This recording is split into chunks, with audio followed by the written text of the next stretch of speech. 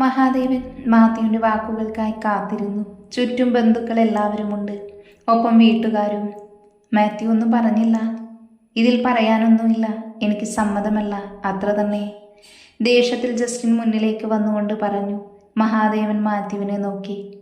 തിരുമേനിയുടെ അഭിപ്രായപ്രകാരം 6 മാസത്തിനുള്ളിൽ സായിയുടെ വിവാഹം കഴിഞ്ഞില്ലെങ്കിൽ അടുത്ത മരണം സംഭവിക്കുമെന്ന്.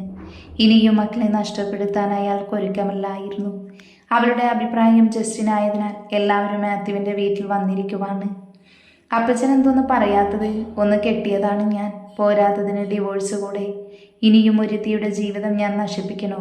പറ, വേണോ? അവൻ അലറിക്കൊണ്ട് എല്ലാവരോടും ചോദിച്ചു. മാത്യു ഒന്ന് ദീർഘമായി നിശ്വാസമെടുത്ത് കസേരയിൽ നിന്ന് എഴുന്നേറ്റു. മഹാദേവ, ജസ്റ്റിൻ പറഞ്ഞതെല്ലാം ശരിയാണ്.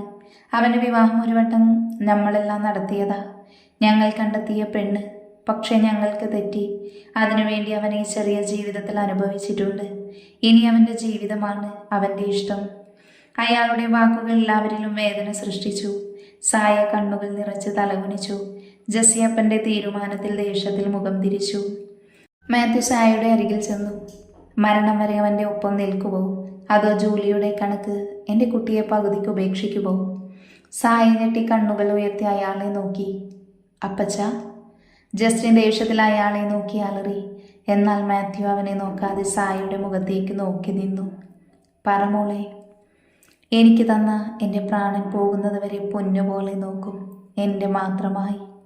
സായയുടെ വാക്കുകൾ ഉറച്ചതായിരുന്നു. ജസ്റ്റിൻ ദേഷ്യത്തിൽ എല്ലാവരെയും നോക്കി.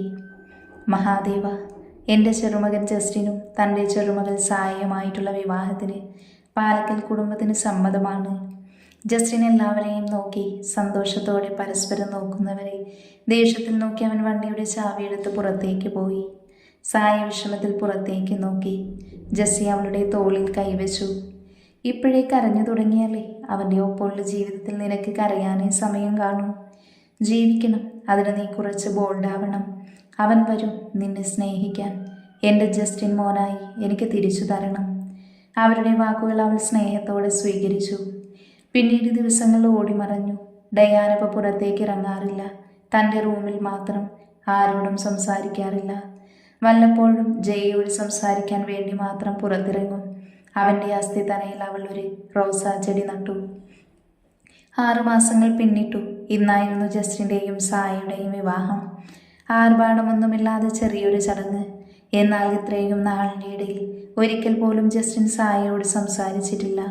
അവളായി അവനെ ശല്യം ചെയ്യാൻ പോയിട്ടില്ല. രാത്രിയിൽ ജസ്സി സായയുടെ കയ്യിൽ പാൽ ഗ്ലാസ് വെച്ചു കൊടുത്തു. ജസ്റ്റിൻ്റെ റൂമിലേക്ക് പറഞ്ഞയച്ചു. അവൾ പേടിയോടെ അകത്തേക്ക് കയറി. ചുറ്റും ജസ്റ്റിനെ കാണാതെ സംശയത്തോടെ പിരികം ചൊളിച്ചു. പെട്ടെന്നാണ് അവൾ ശ്രദ്ധിച്ചത് റൂമിൽ നിറഞ്ഞു നിൽക്കുന്ന ജൂലിയുടെ ഫോട്ടോ. സായ കുശുമ്പോട് അതിലേക്ക് നോക്കി. കൊള്ളത്തിണ്ടി, പൂർവ്വകാമുകിയെ ആലോചിച്ച് ജീവിക്കുക. അവൾ പിറുപിറുത്തുകൊണ്ട് പാല് ടേബിളിൽ വെച്ച് അവളുടെ ഫോട്ടോ കയ്യിലെടുത്ത്. അതേസമയം ജസ്റ്റിൻ കൈകൾ ഒരു കുപ്പി വോഡ്കയായി അകത്തേക്ക് കയറി വന്നു. ആടിപ്പാടി വരുന്നവനെ അവൾ സംശയത്തോടെ നോക്കി. അല്ല, ആരായത്? എൻ്റെ ഭാര്യയോ? ഇച്ചായൻ കുടിച്ചോ? പിന്നെ കുടിക്കാതെ? രാത്രി പരിപാടി ഉള്ളതല്ലേ? നാവ് കുഴഞ്ഞോട് പറഞ്ഞതും സായ നാണത്തോടെ മുഖം തിരിച്ചു. അയ്യോ, എൻ്റെ ഭാര്യയ്ക്ക് നാണം വന്നോ? പറയാൻ വയ്യ. You are so hot and sexy little ലാം. ആടി ആടി അവളുടെ മുന്നിൽ വന്ന് വിരൽ വയറ്റിൽ കുത്തി അവൻ പറഞ്ഞു. ഇച്ച. പെട്ടെന്ന് അവൻ്റെ മുഖം മാറി. അവളുടെ കൈ പിടിച്ച് പിന്നിലേക്ക് വളച്ചു. ഒപ്പം അവളെ ഭിത്തിയിൽ അമർത്തി. പൊന്ന മോളെ, അവളുടെ ഒരു പ്രേമം കാണിച്ച് തരാടി. നിനക്ക് ജസ്റ്റിൻ ആരാന്ന് ഓർമ്മയുണ്ടോ? നീ എൻ്റെ മമ്മിയെ കൊണ്ട് എനിക്ക് തല്ല് വാങ്ങി തന്നത് ഞാൻ മറക്കില്ല, നീ മറന്നാലും. ഇച്ച, ഞാൻ തുടങ്ങിയിട്ടേ ഉള്ളൂ ഞാൻ. ജസ്റ്റിൻ അവളുടെ കൈവിട്ട് കുപ്പി വായിലേക്ക് കമഴ്ത്തി. സായ പേടിയോടെ അവനെ നോക്കി. അവളുടെ കൈയും കഴുത്തും വേദനിച്ചു. ഡേ, വന്ന് കിടക്ക്. കണ്ട സീരിയൽ പോലെ നിന്നെ ഞാൻ താഴെ കിടത്തില്ല. എനിക്ക് ആവശ്യം വന്ന വെള്ളം ചെയ്യണ്ടേ? വാ. അവൻ വശ്യമായി അവളെ നോക്കി വിളിച്ചു. സായ പേടിയോടെ പിന്നിലേക്ക് നീങ്ങി. ജസ്റ്റിൻ തൻ്റെ കണ്ണുകൾ കുറുകെ ഉറുക്കം വന്നു. പെട്ടെന്ന് അവൻ പിന്നിലേക്ക് വീണു. സായ പേടിയോടെ നിലത്തേക്ക് ചുരുണ്ടുകൂടിയിരുന്നു. എന്തിനായി ചായ എന്നോട് മാത്രം? അവൾ മനസ്സിൽ ഉരുവിട്ടു. ഇതേ സമയം മറ്റൊരിടത്ത് ഡാനിയുടെ എസ്റ്റേറ്റിൽ എല്ലാവരും ഒത്തുകൂടിയിരിക്കുമായിരുന്നു.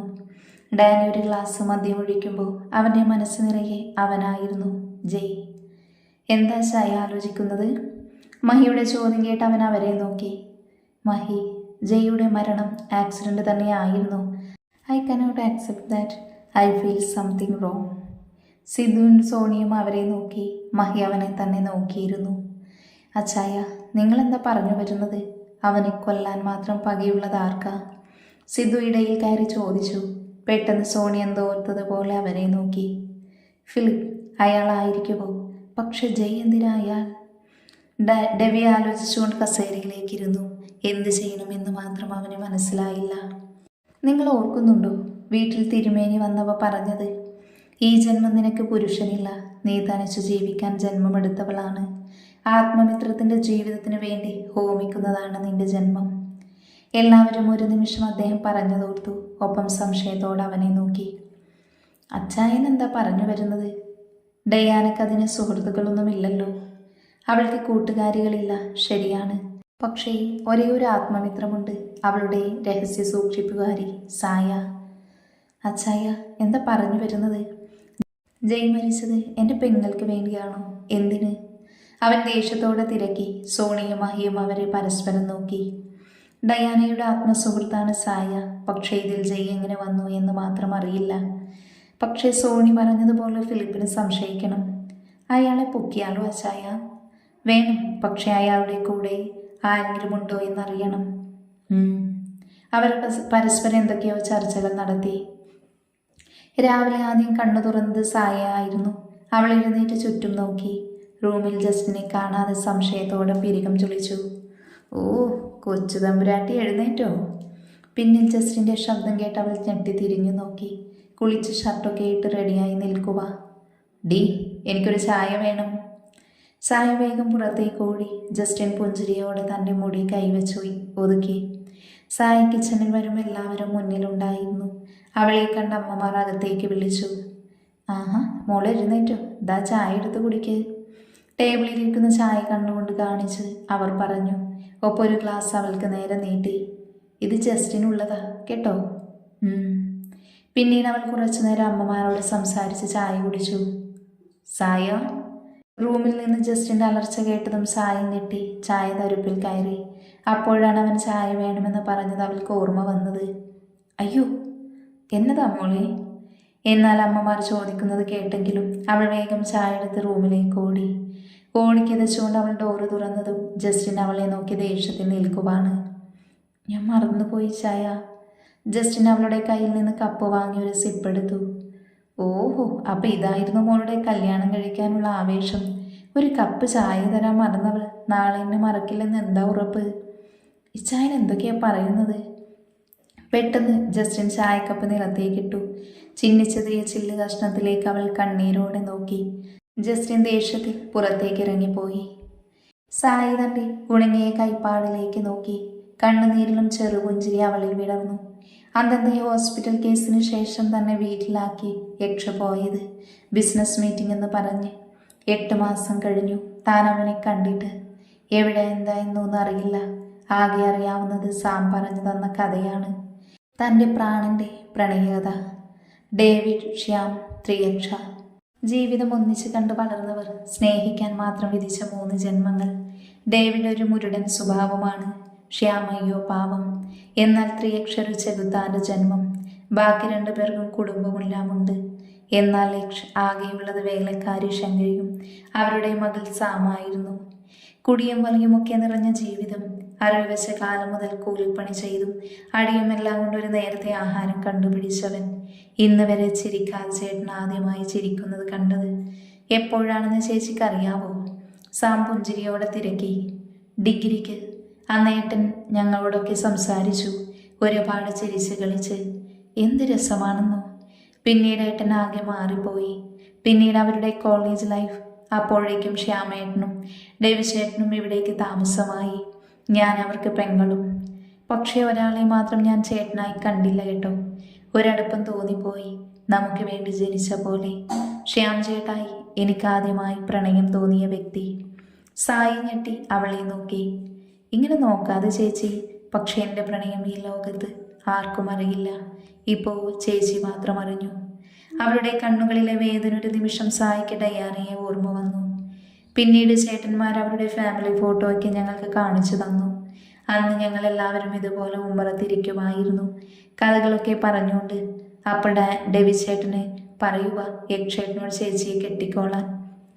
കുരുത്തക്കേടിന് കൈയും കാലും വെച്ച സാധനം. ഞങ്ങൾ ഒരുപാട് കളിയാക്കി ചേട്ടനെ ചേച്ചിയുടെ പേര് പറഞ്ഞ് ദേഷ്യപ്പെട്ടു പോയെങ്കിലും അതൊരു പ്രണയത്തിൻ്റെ തുടക്കമായിരുന്നു. വർഷങ്ങൾ കടന്നുപോയി.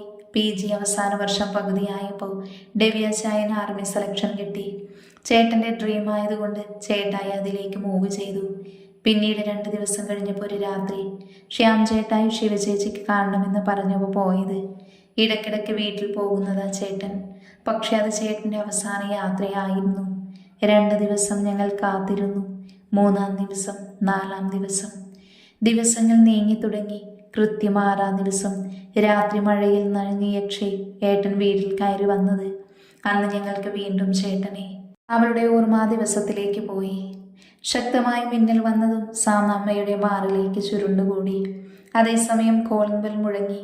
ശങ്കരി വേഗം ചെന്ന് ഡോറ് തുറന്നു.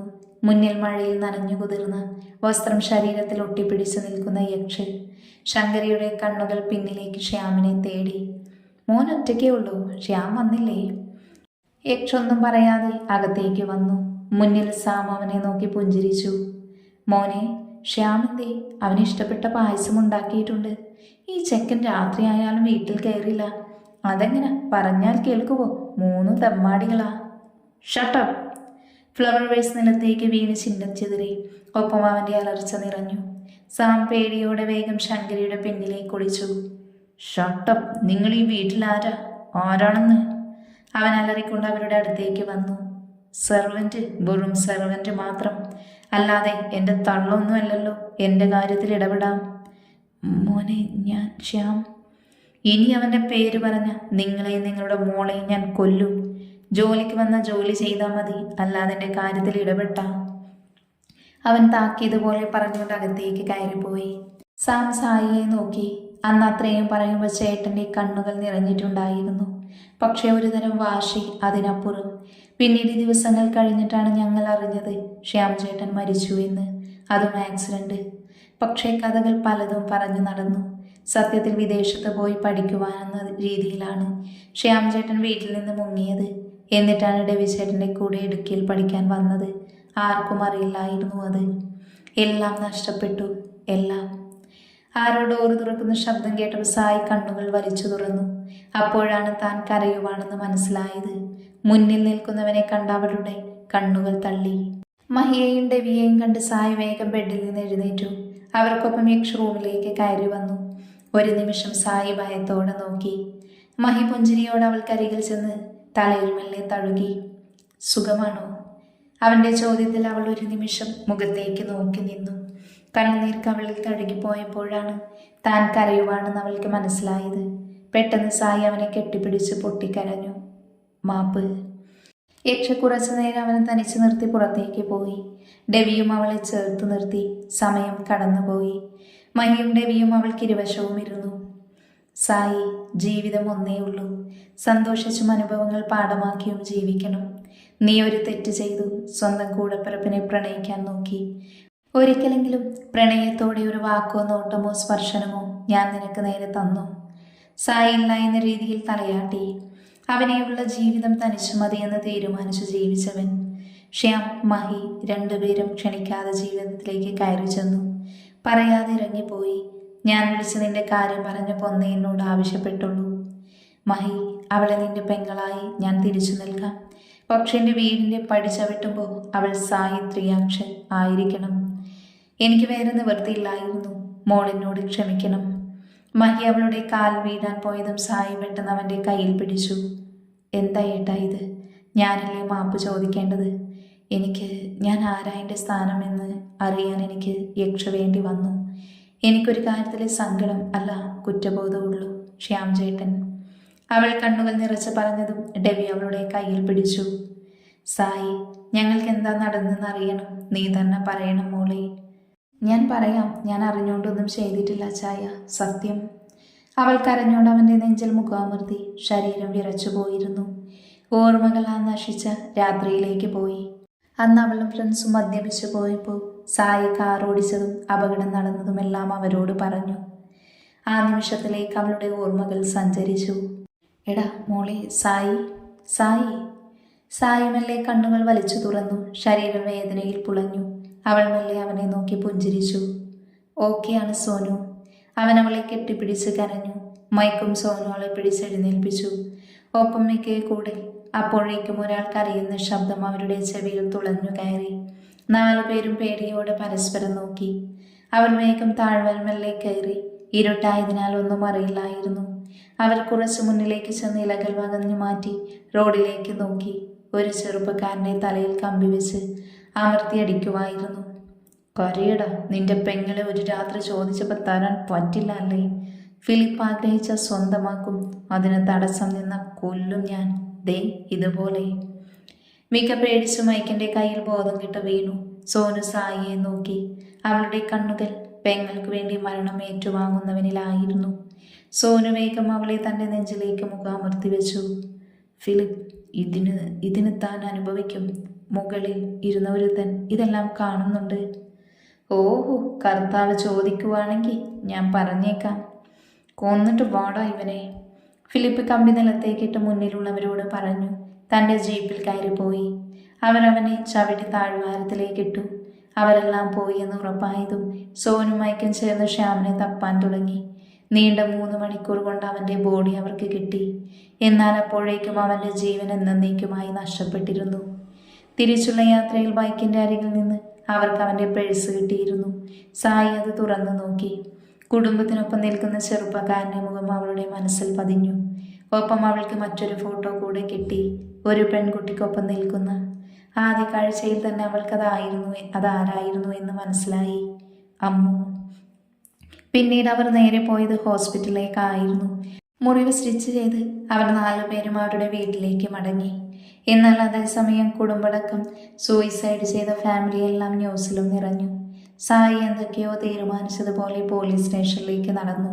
അക്ഷമയോടെ അവൾ ആ ബെഞ്ചിൽ തന്നെ ഇരുന്നു. ഒരു നിമിഷം തനിച്ചു വന്നതിൽ പേടി തോന്നിയെങ്കിലും മനസ്സിലേക്ക് ശ്യാമിൻ്റെ മുഖം ഓടി വന്നു. മണിക്കൂറുകൾ കടന്നു. മേലുദ്യോഗസ്ഥനെന്ന് തോന്നിക്കുന്ന വ്യക്തി ചിരിയോടെ തൻ്റെ ക്യാബിനിൽ നിന്ന് പുറത്തേക്ക് ഇറങ്ങി വന്നു. ഒപ്പം മറ്റൊരു സ്ത്രീയും. രാത്രി ആയതിനാൽ ലേഡി സ്റ്റാഫ് ആരുമില്ലായിരുന്നു. 4-5 ഓഫീസേഴ്സ്മാർ. അയാളുടെ കണ്ണുകൾ ബെഞ്ചിൽ തണുപ്പോടെ ഇരിക്കുന്ന പെണ്ണിനെ നോക്കി. നീ പൊയ്ക്കോ തങ്കം, ഞാൻ വിളിക്കാം. സായിയെ നോക്കി അയാൾ തൻ്റെ അരികിൽ നിന്ന് പെൺകുട്ടിയോട് പറഞ്ഞു.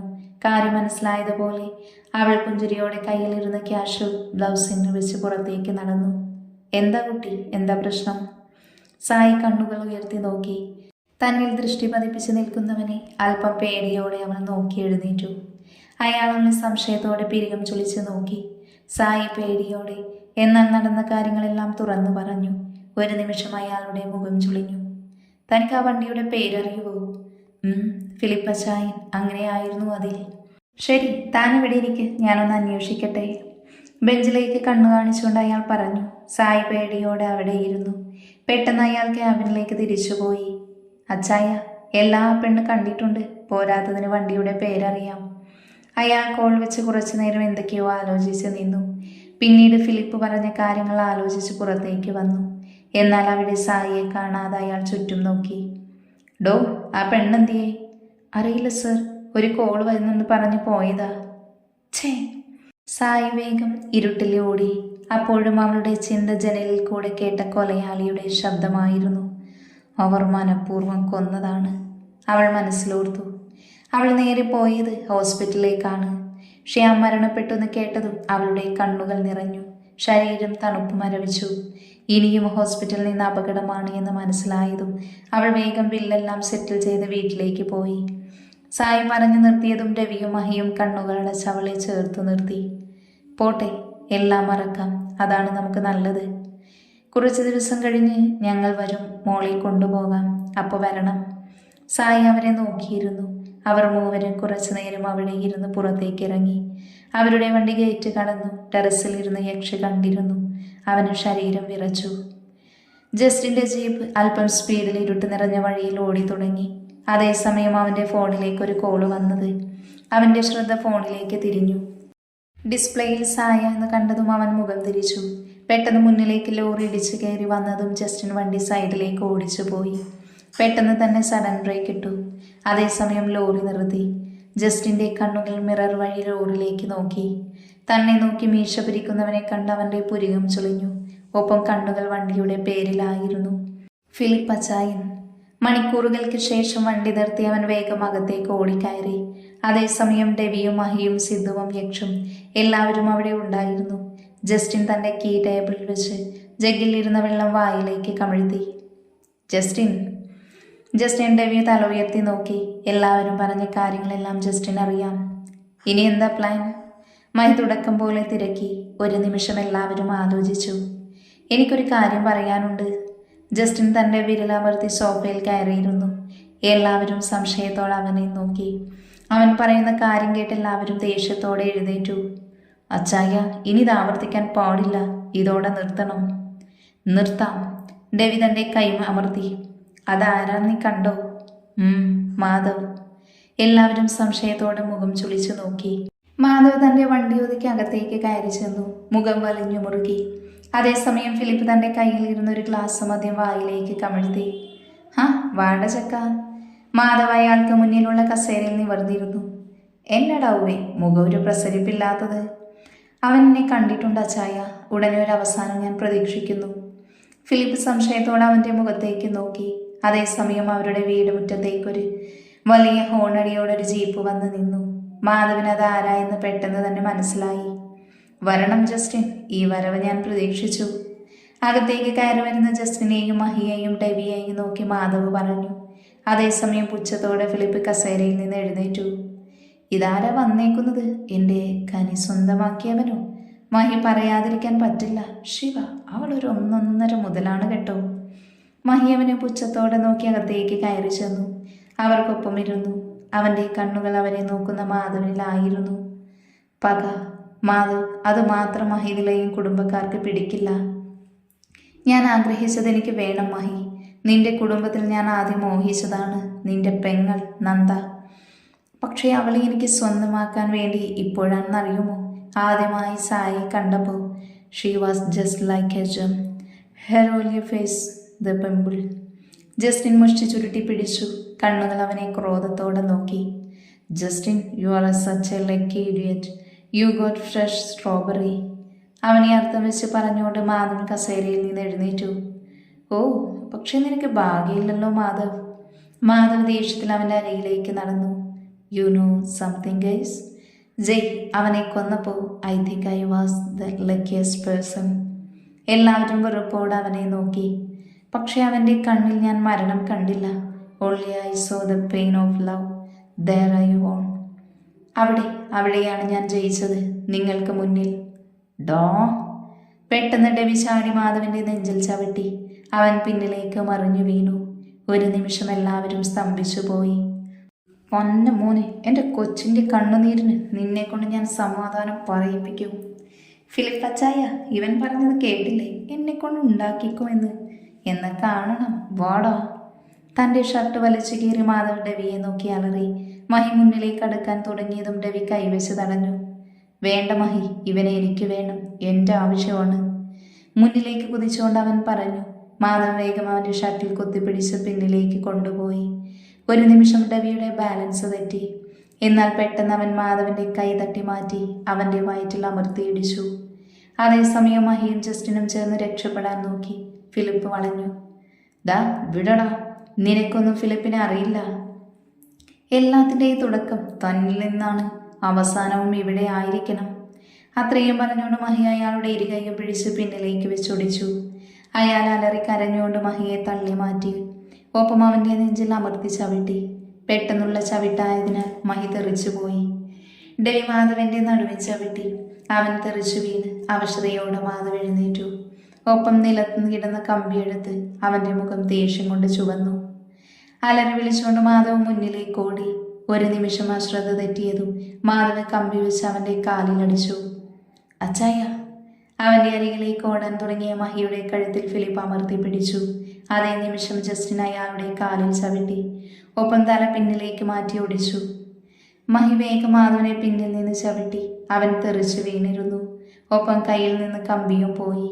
മഹി ഡെവിയെ പതിയെ എഴുന്നേൽപ്പിച്ചു. മാധവ പുച്ഛത്തോടെ അവിടെ നിന്നും ചാടി എഴുന്നേറ്റു. എന്നടാ, 2 അടി കിട്ടിയപ്പോൾ മടുത്തോ? പെട്ടെന്ന് അലർച്ച കേട്ടത് മൂവരും തിരിഞ്ഞു നോക്കി. അതേസമയം ഫിലിപ്പ് ബോധം കെട്ട് നിലത്തേക്ക് വീണിരുന്നു. അവർ ഞെട്ടി സൈഡിലേക്ക് നോക്കിയതും ജസ്റ്റിൻ പൊട്ടിയ ബിയർ ബോട്ടിൽ നിലത്തേക്കിട്ടു. ഒപ്പം മറ്റൊന്നെടുത്തു. മാധവന്റെ കണ്ണുകൾ നിലത്ത് രക്തത്തിൽ കിടക്കുന്ന ഫിലിപ്പിലായിരുന്നു. അവന്റെ കണ്ണ് തെറ്റിയതും ജസ്റ്റിൻ അലറി ചാടി ബോട്ടിൽ വെച്ച് അവന്റെ തലയിൽ ശക്തിയിൽ അടിച്ചു. ബോധം പോകുമ്പോൾ മാധവ് കണ്ടിരുന്നു തൻ്റെ അരികിലേക്ക് കമ്പിയുമായി നടന്നു വരുന്ന ഡെവിയെ. 10 വർഷങ്ങൾക്ക് ശേഷം. സായമല്ലേ കണ്ണുകൾ തുറന്നു. സൂര്യപ്രകാശം അവളുടെ കണ്ണുകളിൽ അമർന്നു. മെല്ലെ നിവർന്നുകൊണ്ട് അവൻ മൂടി നിവർന്നു. തൊട്ടപ്പുറത്ത് കിടക്കുന്ന തൻ്റെ ജീവനെ അവൾ നോക്കി. എന്നാൽ ഇതൊന്നും അറിയാതെ കമിഴ്ന്ന് കിടക്കുവാണ് ജസ്റ്റിൻ. അവൻ്റെ പുറത്ത് 7 വയസ്സു പ്രായമുള്ള അവരുടെ പൊന്നോമന സാറ ജസ്റ്റിൻ. അവൾ പുഞ്ചിരിയോടെ ഇരുവരുടെയും കവളിൽ ചുംബിച്ചുകൊണ്ട് പുറത്തേക്ക് നടന്നു. കോമൺ ബാത്റൂമിൽ കയറി പല്ല് തേപ്പും കുളിച്ചു വൃത്തിയാക്കി കിച്ചണിലേക്ക് പോയി. ഇരുവർക്കും രാവിലെ ബ്രെഡ് സാൻഡ്വിച്ച്, ഫ്രൂട്ട്സ്, കോഫി അതാണ് പതിവ്. സ്ഥിരം ആഹാരം ഉണ്ടാക്കി. ഒപ്പം ചോറും കറിയും വെച്ച് തുടങ്ങി. കുക്കർ വിസിൽ കേട്ടതും ജസ്റ്റിൻ മെല്ലെ കണ്ണ് ചെമ്മി തുറന്നു. അവൻ്റെ കൈകൾ പുറത്തേക്ക് നീണ്ടു. ശ്രദ്ധയോടെ സാറയെ ബെഡിൽ കിടത്തി. ഒപ്പം അവളുടെ കവളിൽ അമർത്തി ചുംബിച്ചു. ജസ്റ്റിൻ കിച്ചണിൽ വരുമ്പോൾ സായ ചോറ് ടിഫിനിലാക്കുവാണ്. അവൻ പിന്നിലൂടെ അവളുടെ വയറിൽ അമർത്തി പിടിച്ചു. ഇച്ചായ, മോർണിംഗ് വൈഫി. അവൾ പുഞ്ചിരിയോട് അവൻ്റെ കവിളിൽ മെല്ലെ അമർത്തി. ഒപ്പം കോഫി കയ്യിൽ വെച്ചു കൊടുത്തു. ജസ്റ്റിൻ അതും വാങ്ങി റൂമിലേക്ക് പോയി. സായയുടെ കണ്ണുകൾ അവനിലായിരുന്നു. 2 വർഷം വേണ്ടി വന്നു ജസ്റ്റിൻ അവനെ സ്നേഹിക്കാൻ, അവളുടെ പ്രണയം തിരിച്ചറിയാൻ. 3 വർഷം. സാറയുടെ വരവ്. ഇപ്പോൾ ജസ്റ്റിൻ്റെ ജോലി ഭാഗവുമായി ബാംഗ്ലൂരിലാണ്. 10 വർഷം പെട്ടെന്ന് പോയതുപോലെ. സായ ആലോചനയോടെ കുക്കിംഗ് ചെയ്യാൻ തുടങ്ങി. അതേസമയം ജസ്റ്റിൻ കുളിച്ചു വന്നതും മഹിയുടെ കോൾ അവനെ തേടി വന്നു. മഹി ശിവയെ തൻ്റെ നെഞ്ചോട് ചേർത്ത് പിടിച്ചു. ഒപ്പം അവരുടെ മക്കളെയും. നയന മഹാദേവ്, നവമി മഹാദേവ്. 2 പേർക്ക് 9 വയസ്സായി. ഇരട്ടകൾ. ഹാളിൽ എല്ലാവരും ഒത്തുകൂടിയിട്ടുണ്ട്. ചർച്ചാ വിഷയം നന്ദുവാണ്. പ്രശ്നങ്ങൾ കഴിഞ്ഞപ്പോൾ എല്ലാവരും നന്ദുവിൻ്റെ വിവാഹകാര്യം ചർച്ച വിഷയമാക്കി. എന്നാൽ നന്ദു എല്ലാത്തിൽ നിന്നും ഉൾവലിഞ്ഞു. ഒരിക്കൽ ശ്രേയ അവളെ കാണാൻ തറവാട്ടിൽ വന്നു. ഒപ്പം തൻ്റെ സ്വാർത്ഥത കാരണമാണ് തൻ്റെ ഡെവിയെ ഭാര്യയാണെന്നും പറഞ്ഞ് തൻ്റെ കുറ്റങ്ങൾ ഏറ്റുപറഞ്ഞു. എന്നാൽ നന്ദു ഒന്നും മിണ്ടിയില്ല. ദിവസങ്ങൾ ഓടി മറഞ്ഞു. പതിയെ എല്ലാവരും ഡെവിയും നന്ദുവുമായിട്ടുള്ള വിവാഹം ഉറപ്പിച്ചു. എന്നാൽ ഇരുവരും പരസ്പരം ഒന്നും അഭിപ്രായം പറഞ്ഞില്ല. എന്നാൽ പെട്ടെന്ന് കല്യാണ തലേന്ന് ഡെവി തിരിച്ചുപോയി. ജോലിക്കാര്യമായതിനാലാണ് അവൻ പറയാതെ പോയതെന്ന്.